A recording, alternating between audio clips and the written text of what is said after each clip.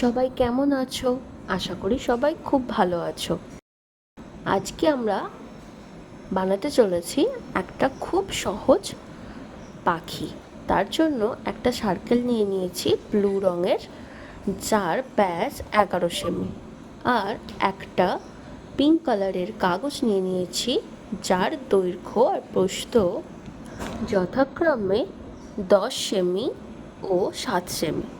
প্রথমেই ব্লু কাগজটাকে এইভাবে হালকা হাতে হাফ ফোল্ড করে নেব। তারপর এই পিঙ্ক রঙের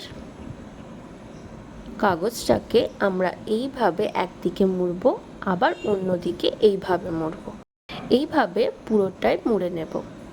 তোমরা যদি আমার চ্যানেলে প্রথম হয়ে থাকো তাহলে কিন্তু অবশ্যই চ্যানেলটাকে সাবস্ক্রাইব করে রাখো, কারণ আমরা সবাই আর্টকে ভালোবাসি আর নতুন কিছু বানাতেও ভালোবাসি। দেখো, আমার পিঙ্ক কালারের কাগজটা প্রায় রেডি হয়ে গেছে। এবার ব্লু রঙের কাগজটাকে আমরা এইভাবে নিয়ে নেব হালকা হাতে।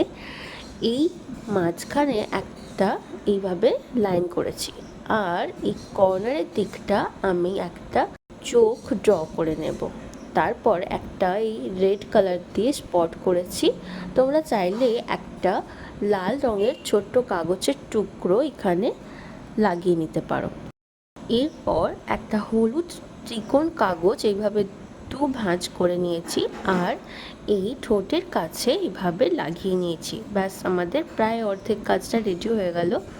কিন্তু এখন একটা ইম্পর্টেন্ট কাজ আছে।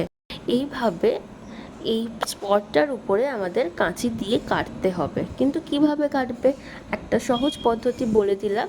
কাগজটাকে এইভাবে দুফোল্ড করে নিয়ে কাঁচি দিয়ে সুন্দর করে এইভাবে কেটে, দেখো কিভাবে কেটেছি, আর উপর দিয়ে কাগজটাকে এইভাবে কেটে নেবে। ব্যাস, মিডিলটা দেখো একদম যেভাবে চাইছিলাম সেভাবেই কেটে বেরিয়ে এসেছে। দুদিকটাই এভাবে কেটে বেরিয়ে এসেছে। এরপর যে পিঙ্ক কালারের কাগজটা আমরা রেডি করেছিলাম সেটাকে দু ভাঁজ করে নেব। এইভাবে ধীরে ধীরে দু ভাঁজ করে নেব, আর এক প্রান্তটা ধরে ধীরে ধীরে এই যে আমরা কাগজটা কাটলাম তার মধ্যে দিয়ে দেব। ব্যাস, আমাদের তৈরি হয়ে গেল একটা খুব সহজ পাখি। এরপর আমরা একটু সিকিউরের জন্য এইভাবে আঠা লাগিয়ে নেব, আর এই ডানাগুলোকে এইভাবে ভালো করে ছড়িয়ে নেব। তোমাদের কেমন লাগলো অবশ্যই কমেন্টে জানিও, আর ভালো লাগলে অবশ্যই তো লাইক করবেই।